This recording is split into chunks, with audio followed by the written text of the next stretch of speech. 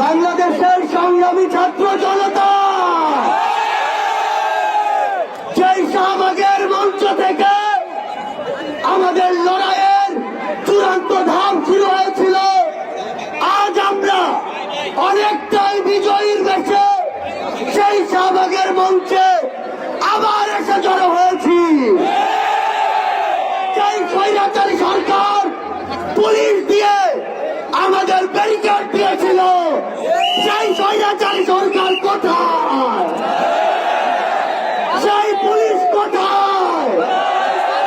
আমরা স্পষ্ট করে বলে দিতে চাই, বাংলাদেশের ছাত্র জনতাকে ব্যারিকেড দিয়ে আটকে দেওয়া সম্ভব নয়। যদি আটকে দিতে চান, গদিতে আগুন জ্বলবে।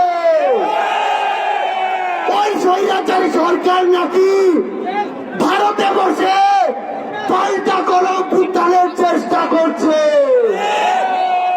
এর চেয়ে বেশি হাস্যকর আর কি হতে পারে?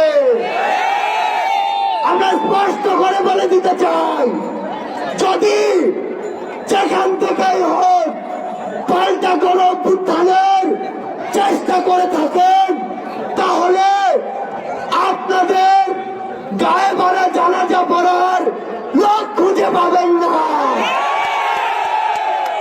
আমরা যখন রক্ত দিতে শিখেছি, তখন আপনাদের মতো ফ্যাসিস্টরা আমাদের লোক পর্যন্ত স্পর্শ করতে পারবে না। আমরা বলে দিচ্ছি, লক্ষ মানুষের সমাগম দেখেছেন, এরপরে যদি আমাদের দিকে চোখ তুলে তাকানোর সাহস করেন, কোটি মানুষের সমাগমে পিষে ফেলব।